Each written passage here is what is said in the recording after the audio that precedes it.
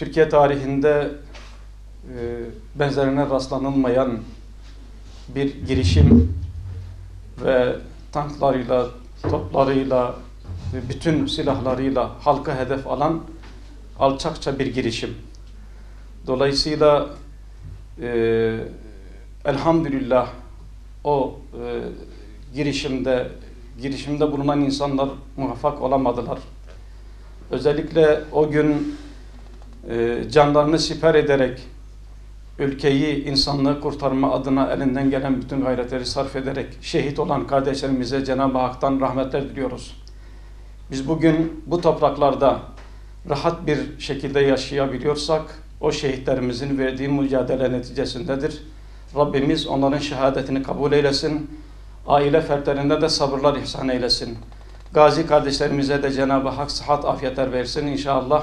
Bir daha böylesi bir girişimle ülkemiz, insanlık alemi inşallah karşılaşmasın. Gerçekten çok sıkıntı bir dönemi geride bıraktık ve şu anda bundan dolayı bir mücadele devam ediyor.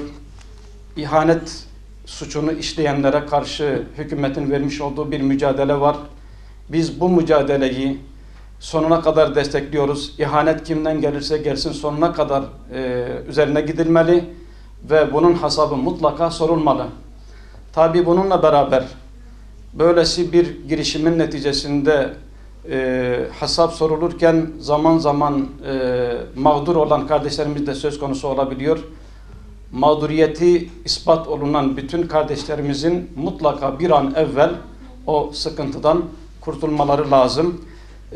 Aksi halde bu gayretullah'a dokunur. Adalet yerini zulme bırakmış olur. Dolayısıyla mağdur olan, hiçbir suçu olmayan, haksız isnatlarla mağdur edilen kardeşlerimiz varsa hükümet bu noktada bir an evvel adım atarak mağduriyetlere son vermelidir.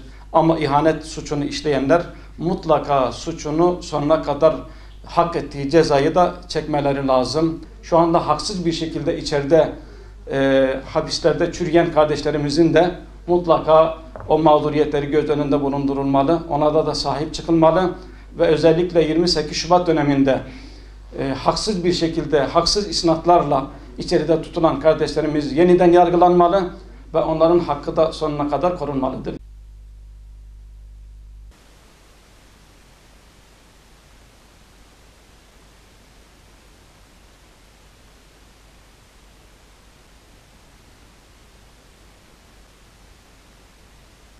Türkiye maalesef her 10 yılda bir darbeyle karşılaşmış bir ülkedir.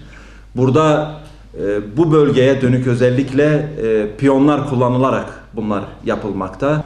Allah'a hamdolsun o gece insanımız Allah'ın yardımıyla özellikle İslam coğrafyasında Türkiye'yi umut olarak gören bütün coğrafyaların ülkemize dönük dualarıyla insanımız o gece gerçekten belki geçmişte tarihte yeri olmayacak kadar büyük kahramanlıklarla o gece bir destan yazdı.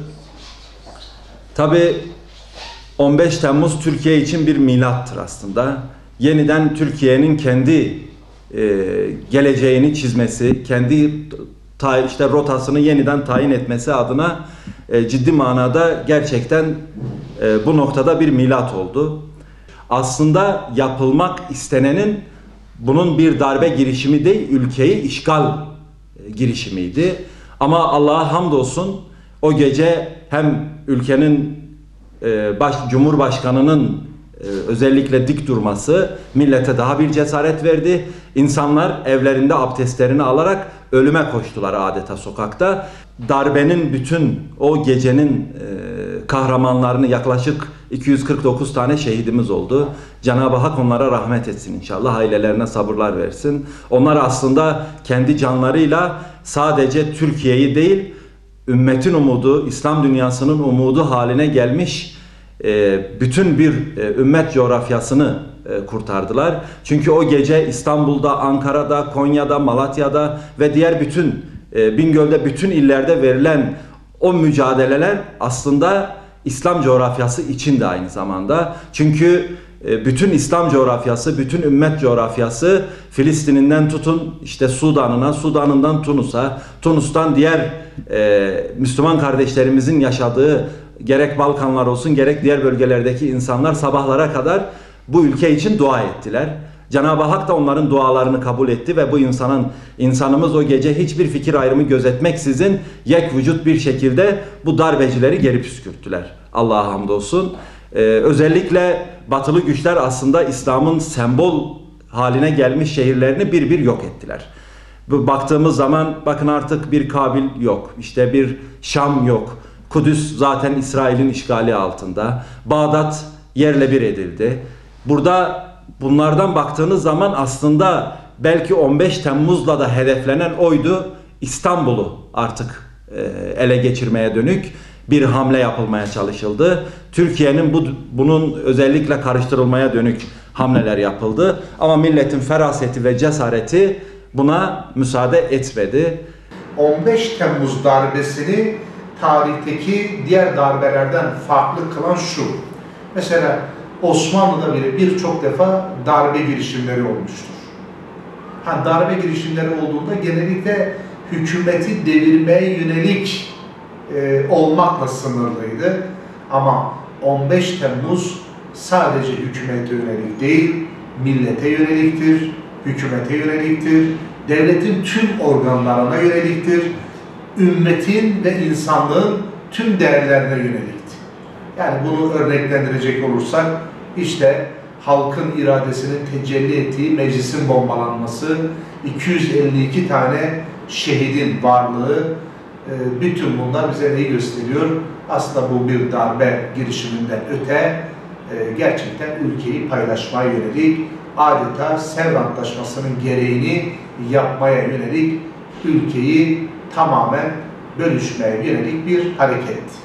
Ve bu hareket biliyorsunuz özellikle ben şuna inanıyorum, dua ve sadakanın yerini bulması hasebiyle ellerinde kaldı. Allah tüm tuzaklarını başlarına geçirdi. Tabii ki bunda gençlerimizin, halkımızın tanklara karşı, silahlara karşı canını siper edercesine hareket etmesinin de çok büyük etkisi vardır. 15 Temmuz'un gerçekten her yıl amacına uygun, ruhuna uygun bir şekilde ifade edilmesi lazım. Yani böyle bir merasimden, bir törenden farklı olarak gerçekten şehitlerimizin de şehadetine ve onların en azından yakınlarının gönüllerinin hoş olması ve halkta şehitlik ruhunun gerçek anlamda yer bulması amacıyla 15 Temmuz'un her yıl amacına uygun bir şekilde ifade edilmesi hepimizin temennisidir, beklentisidir. Ben inanıyorum ki bu dönemde de bunlara dikkat edilecektir. Sizleri de her 15 Temmuz'da toplumda bu duyarlılığın oluşması noktasındaki çabanızdan dolayı tebrik ediyorum, teşekkür ediyorum.